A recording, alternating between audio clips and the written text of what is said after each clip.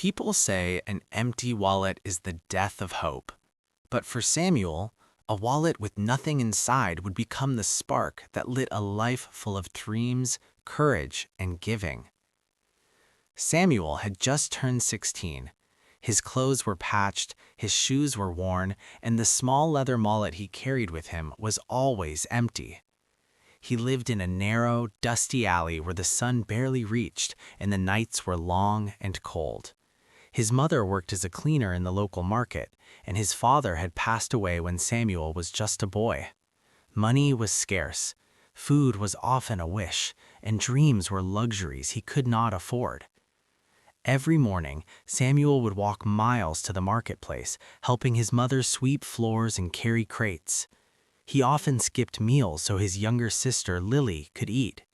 He carried his empty wallet like a badge of shame, feeling the weight of failure every time someone offered a coin or a small job, only to see it slip away for bread or medicine. But Samuel had something stronger than money, a heart that refused to give up. He wanted more than anything to give his mother rest, to lift the burden off her weary shoulders, and to give Lily a life that wasn't defined by hunger. Samuel was determined to learn a skill, but he faced a problem. He had nothing to offer. No money, no tools, not even connections. Every day, after finishing his work at the market, Samuel would wander around the town watching skilled craftsmen, carpenters, painters, and tailors work with ease and precision. He would try to imitate their techniques in secret, using scraps of wood, bits of cloth, and discarded paints. But imitation could only take him so far. Samuel began approaching these craftsmen, politely asking if they could teach him, but almost every time the reply was the same. "Nothing comes free, boy. You must pay if you want to learn." Samuel's heart sank. He had no money. He tried offering to work in exchange for lessons, but most of them shook their heads, claiming the work wouldn't be enough to cover the value of their time. Some laughed, some ignored him, and some scolded him. Days turned into weeks, and Samuel grew frustrated. He almost gave up, thinking maybe his life was meant to be as it was: endless struggle, empty wallet, and weary nights. But then, one afternoon, while repairing a loose wooden gate outside his alley, Samuel noticed a kind-looking man watching him. The man's name was Mr. Fareed. He had a small workshop tucked behind a narrow street, and Samuel felt a sudden hope. Gathering all his courage, he asked, "Sir, could you teach me to work with wood? I want to help my family. I want to learn, but I don't have money." Mr. Fareed studied Samuel carefully. Instead of scolding or laughing, he smiled warmly.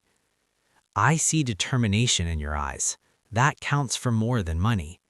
He leaned closer. "I will teach you, but there's a deal.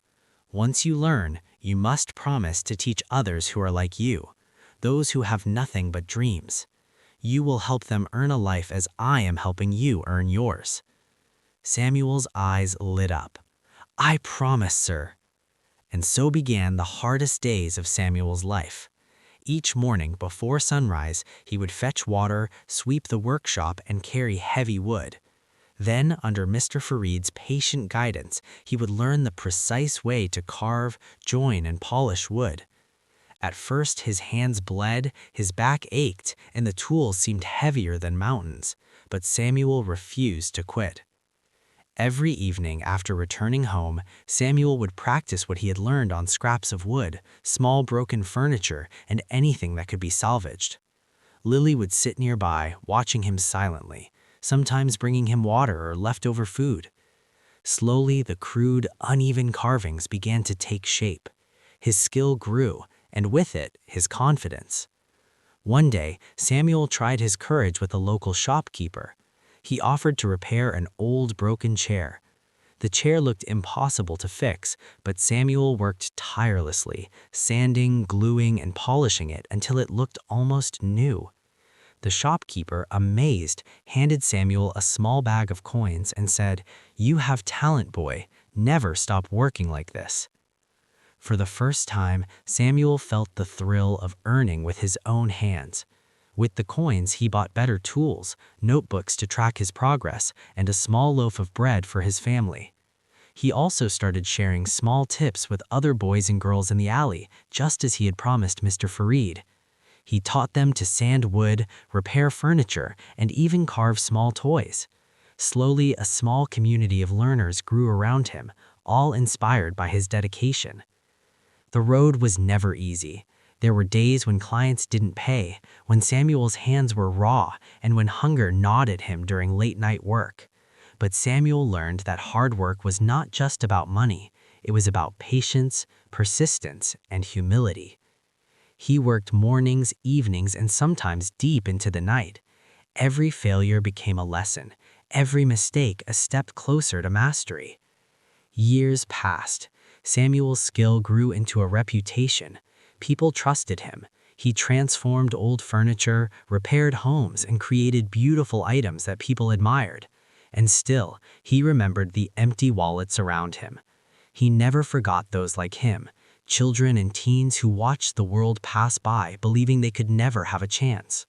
He taught them, shared tools, and helped them practice. Slowly, his neighborhood began to change. One day, a businessman noticed Samuel's work and offered a partnership. "You have talent, heart, and determination. I want to invest in you." Samuel's wallet, once empty, now carried coins, contracts, and opportunities. But Samuel himself had not changed. He was still the boy who woke up before dawn, swept floors, and believed in the power of small acts of kindness. He knew that wealth meant nothing without humility, compassion, and the drive to lift others alongside you. Samuel's story spread throughout the city. People called him the boy with the empty wallet who became a man of dreams. But Samuel always reminded them, an empty wallet doesn't mean the end. It means a chance to start, to learn, to work, and to give. Success is not measured by coins in your pocket, but the lives you touch, the lessons you share, and the courage you carry when you have nothing but hope.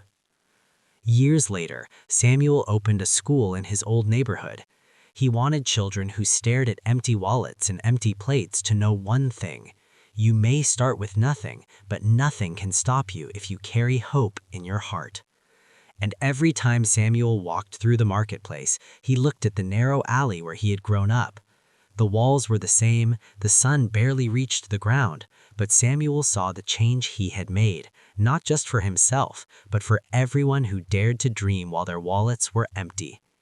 Because Samuel had learned the truth: an empty wallet is not the end, it is the beginning of everything. And the real wealth is the courage to learn, the kindness to share, and the strength to lift others as you rise.